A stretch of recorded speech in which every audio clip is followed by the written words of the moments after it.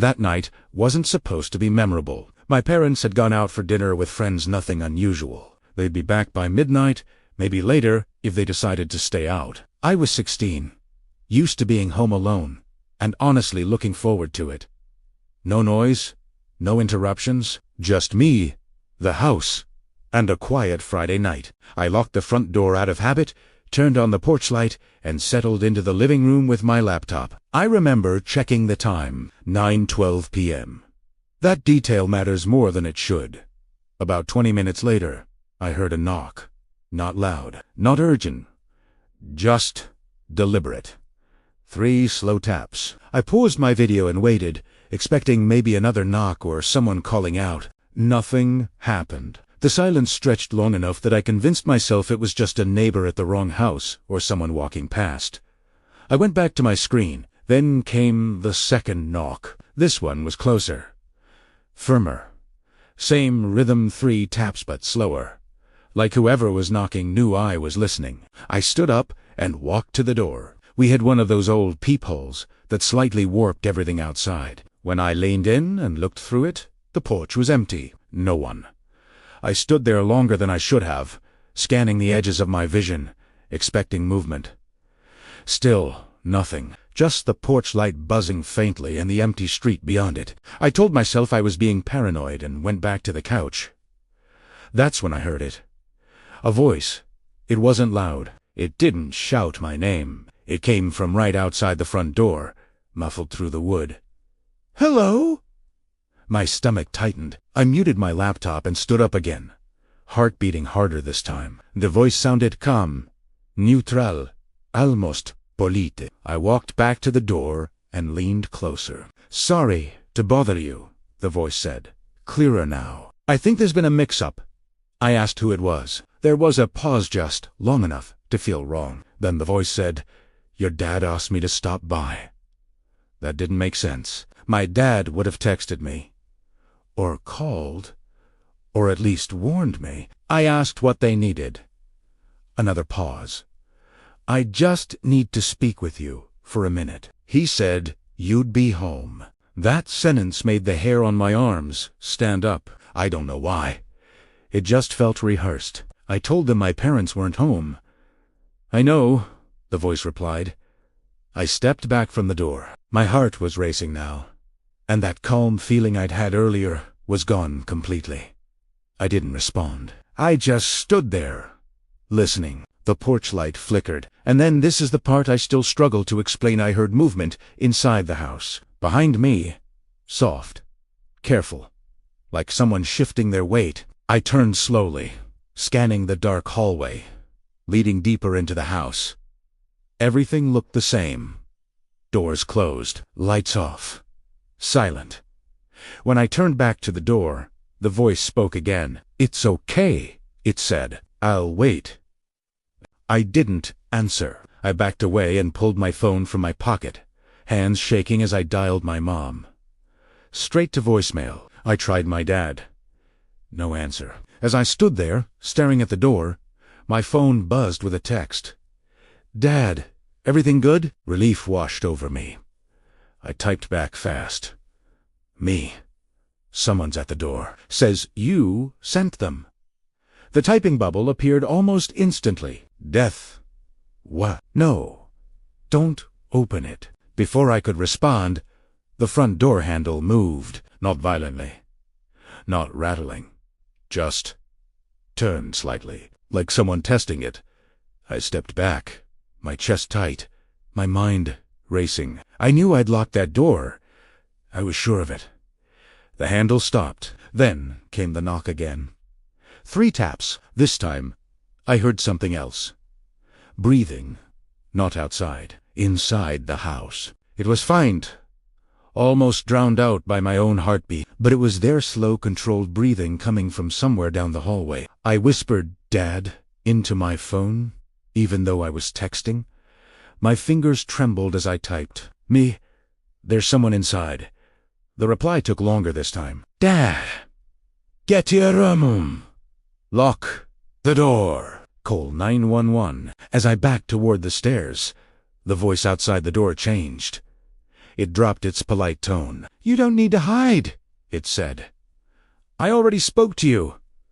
My blood ran cold. I froze halfway up the stairs. "What?" I whispered, barely able to speak. There was a smile in the voice now. I could hear it. "You answered the door," it said. "You said just a second." I hadn't. I was certain I hadn't. But my mind replayed the moment I stood by the door earlier, when I leaned in close, when my lips were inches from the wood. Had I spoken without realizing it? No. I knew I hadn't. The breathing behind me stopped. Then I heard footsteps, slow ones. Ascending the stairs, I ran. I slammed my bedroom door shut and locked it, heart pounding so hard I thought I'd pass out. I pushed my dresser against the door and crouched beside my bed, phone pressed to my ear as I dialed 911. Before the dispatcher could answer, I heard the footsteps stop right outside my room. Someone stood there. I could see the shadow under the door. Then came the knock. 3 taps, right on my bedroom door, and from the other side, my own voice whispered, "Just a second." I've always been good at being alone. My mom worked late shifts at the hospital, sometimes overnight, and my dad traveled for work. By the time I was 17, being home alone didn't feel scary. It felt normal. I knew every creak in the house, every sound the pipes made, every place the floorboards complained. That night was no different. It was a Tuesday, cold outside, raining just hard enough to make everything feel quieter. My mom had left around 6:30, reminding me to lock up and text her if I needed anything. I did my homework at the kitchen table, headphones in, music low. At 8:41 p.m., my phone buzzed. It was my mom. "Did you lock the back door?" Primera frowned. I hadn't gone near the back door all evening. I texted back, "Yeah. Why?" There was a pause, longer than normal. Then she replied, "Who's checking?" That should have been the end of it. 10 minutes later, I heard the back door. Not opening. Just moving, a soft sound. Like someone resting their hand on the handle. I pulled out my headphones and listened. Nothing. I told myself it was the wind, terrain, the house settling. Then my phone buzzed again. "Mom, if you hear anything weird, go to your room and lock the door." My stomach tightened. "Me, why are you asking that?" The typing bubble appeared. Disappeared. Appeared again. "Mom, just do it for me." I stood up slowly and walked toward the hallway. My bedroom door was at the end, past the kitchen, past the back door. As I stepped into the kitchen, I noticed something immediately. The back door wasn't fully closed. It was cracked just, barely, like someone hadn't finished pushing it shut. I froze. I was sure I hadn't been back there. I reached for the light switch. Before I could flip it, the door moved. It closed slowly from the outside. I stumbled back, heart hammering, and turned on the light. The door was shut now. Locked. I checked the handle. It didn't move. I stood there breathing hard, telling myself there had to be an explanation. Maybe I'd misremembered. Maybe the door hadn't been fully shut earlier. Then I smelled something. Not smoke. Something human, like damp clothes and old cologne. My phone buzzed in my hand. "Mom, did you check?" "Me? Check what?"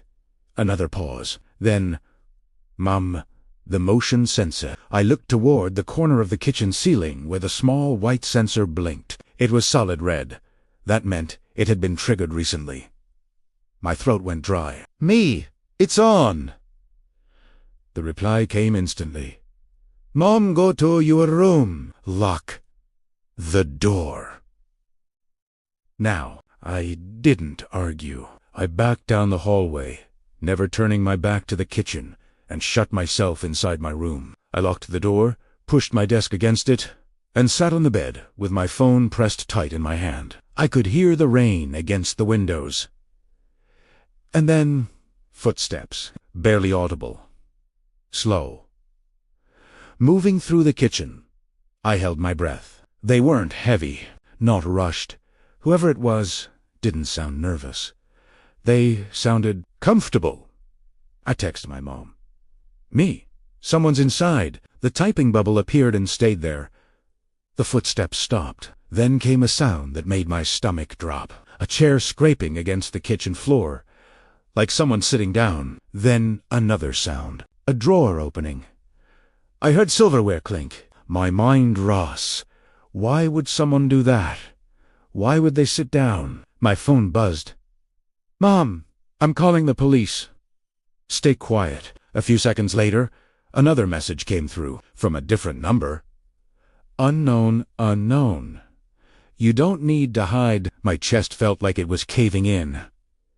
I didn't respond. Another message. Unknown. I just want to talk. I stared at the screen, trying to make sense of it. My phone didn't ring. There was no knock on the door. Just the soft sound of someone moving around in my kitchen. Then the unknown number sent a photo. It took a second to load. When it did, my heart nearly stopped. It was my kitchen. The photo was taken from inside the house. I could see the table, the chair pulled out, the drawer open. The timestamp said 8:58 p.m.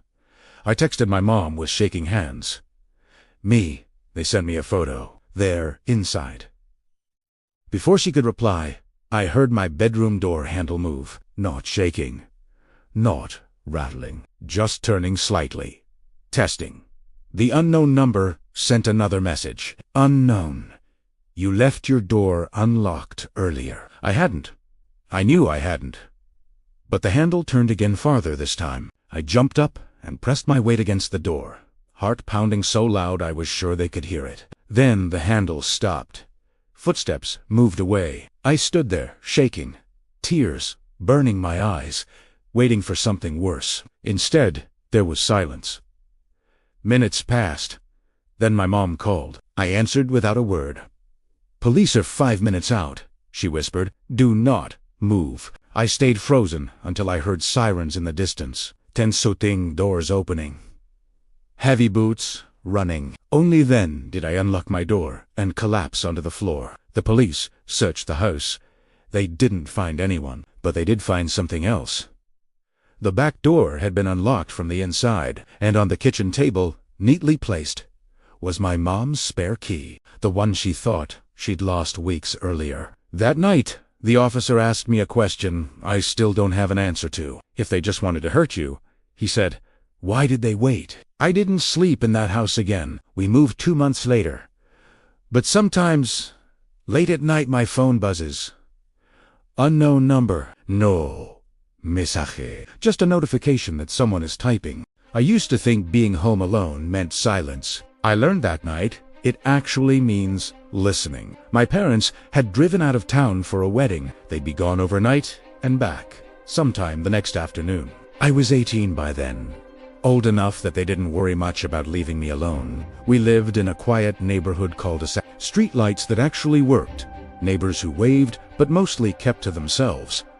Nothing bad ever happened there. That night, I was in my bedroom with the lights off, watching videos on my phone, when I heard a sound I didn't recognize. It wasn't loud. It was a tap. Not on a wall. Not on a window. On the house itself. I paused the video and waited. Tap, tap. It came again, slower this time, like whoever was making the sound was counting the seconds between each one. I sat up in bed, heart starting to race. The tapping wasn't coming from one place. It echoed slightly, like it was moving. I texted my dad. Me, did you forget something? No reply. I got up and went to my bedroom window. From there, I could see the front of the house and part of the driveway. Everything looked normal. Street empty, porch light on. No movement. When I stepped back, I heard the tapping again. This time, it came from the hallway. Closer.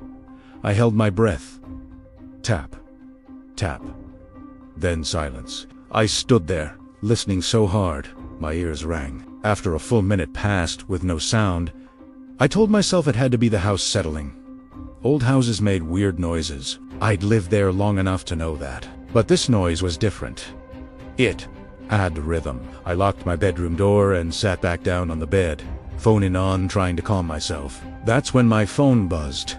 Dad? Everything okay? Relief washed over me. Me. Yeah. Just heard something weird. The typing bubble appeared, then disappeared, then appeared again.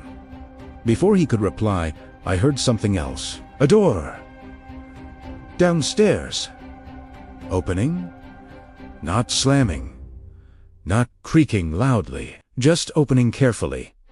I froze. My dad's message came through. Dad, lock yourself in your room. I didn't respond. I crept to my door and pressed my ear against it. The house was quiet, but the quiet felt wrong too controlled. Then I heard footsteps. Slow ones moving through the living room. Stopping, starting again, like whoever it was taking their time. My phone buzzed again. Unknown number. Unknown. You hear that too? My blood ran cold. I didn't answer. Another message followed. Unknown. I didn't mean to scare you. I backed away from the door, heart pounding so hard it hurt. Me? Who is this? The reply came immediately. Unknown. Someone who's been listening longer than you. I heard the footsteps change direction. They were coming toward the stairs. Each step was deliberate, measured, like they wanted me to know exactly where they were. I texted my dad. Me. Someone's inside. They're texting me. His response was instant. Dad, call 911. Stay quiet. I dialed with shaking hands, but before the call could connect, the footsteps stopped. Right outside my bedroom, I could see the shadow under the door. The unknown number sent another message. Unknown, you lock your door every time. Same mistake. The handle turned. Just a little, then stopped. I pressed myself against the wall, phone clutched tight, every muscle screaming. The voice came next. Not loud, not threatening, just calm. I know you're awake. I covered my mouth to keep from making a sound. You don't have to hide, the voice said softly. I'm not here to hurt you. The lie was so smooth it terrified me more than yelling would have. I just want you to listen, the voice continued. You've been home alone before? You know how this ends. The handle turned again. Harder, I screamed. I don't even remember deciding to. I just did. The footsteps backed away, fast this time. I heard the front door open. Then, slam. Then, silence. Police arrived 10 minutes later. They searched the house. Every room, every closet. They found nothing. No forced entry, no fingerprints, no sign anyone had been there at all. Except for one thing. On my bedroom door, right near the handle, there were faint smudges, like someone had rested their hand there for a long time. The officer asked if I recognized the number that texted me. I didn't. They tried to trace it. It led nowhere. That was 6 months ago. My parents sold the house. We moved. I don't stay home alone anymore, but sometimes, late at night, when everything is quiet and my phone is face down on the table, it lights up. No sound, no vibration, just a glow. Unknown number. No message, and somehow I always know what it would say if I opened it. I'm still listening.